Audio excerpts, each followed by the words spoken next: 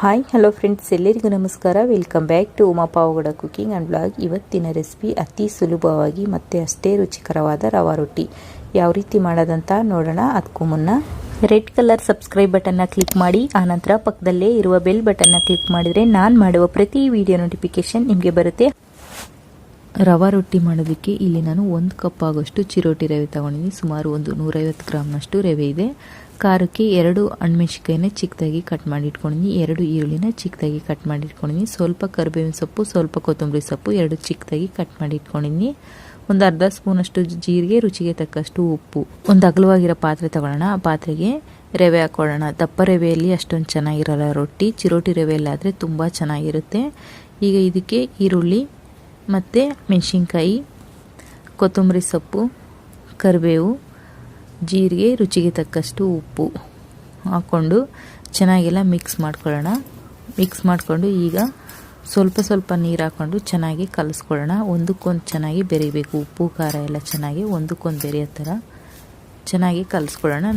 ನೋಡಿ, ಅದಕ್ಕೆ ಹಿಟ್ಟನ್ನ ಕಲಿಸ್ಕೋಬೇಕು. ಈಗ ಇದನ್ನ ಒಂದು 10 ರಿಂದ 15 ನಿಮಿಷಗಳ ಕಾಲ ಚೆನ್ನಾಗಿ ನೆನೆಯೋದಕ್ಕೆ ಬಿಡಬೇಕು. ಯಾಕಂದರೆ ರವೆ ಅಲ್ವಾ, ಹಂಗಾಗಿ ಅಳ್ಕೋಬೇಕದು. ನೋಡಿ, ಒಂದು 10 ರಿಂದ 15 ನಿಮಿಷ ಆಗಿದೆ.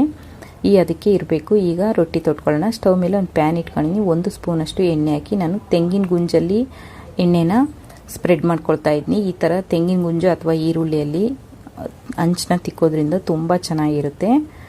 ಈ ಥರ ತಿಕ್ಕೊಂಡು ಈಗ ರೊಟ್ಟಿನ ತೊಟ್ಕೊಳ್ಳೋಣ. ನೋಡಿ, ಈ ಥರ ತೊಟ್ಕೊಳ್ಳೋಣ. ಕೈಗೆ ಕಚ್ಕೊಳ್ತಾ ಇದೆ ಹಿಟ್ಟು ಅಂದರೆ ಸ್ವಲ್ಪ ನೀರಲ್ಲಿ ಕೈ ಎದ್ಬಿಟ್ಟು ಈ ಥರ ತೊಟ್ಕೊಳ್ಬೇಕು.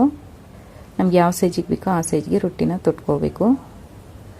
ಈ ಥರ ಎಲ್ಲ ತೊಟ್ಕೊಂಡು ಈಗ 1 ಸ್ಪೂನಷ್ಟು ಎಣ್ಣೆ ಹಾಕಿ ಒಂದು ಪ್ಲೇಟ್ನ ಮುಚ್ಚಿ ಒಂದು 3 ರಿಂದ 4 ನಿಮಿಷಗಳ ಕಾಲ ಸ್ಟವ್ ಮೀಡಿಯಮಲ್ಲೇ ಇಟ್ಕೊಂಡು ಇದನ್ನ ಬೇಯಿಸ್ಕೋಬೇಕು.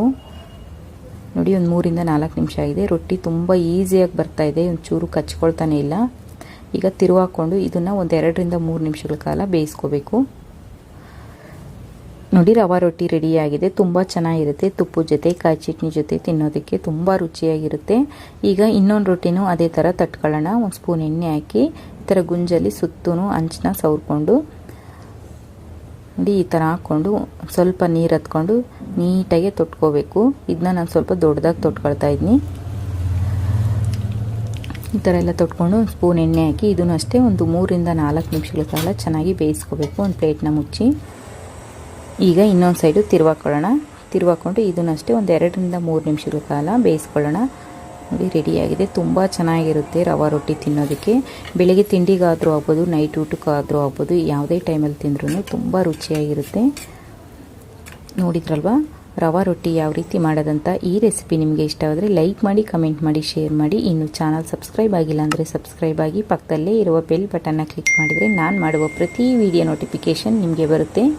ಇನ್ನಷ್ಟು ಈಸಿ ರೆಸಿಪಿಗಾಗಿ Uma Pavagada cooking channel and ಬ್ಲಾಗ್ನ ನೋಡ್ತಾ ಇರಿ. ವಿಡಿಯೋ ನೋಡಿದ್ದಕ್ಕಾಗಿ ಧನ್ಯವಾದಗಳು.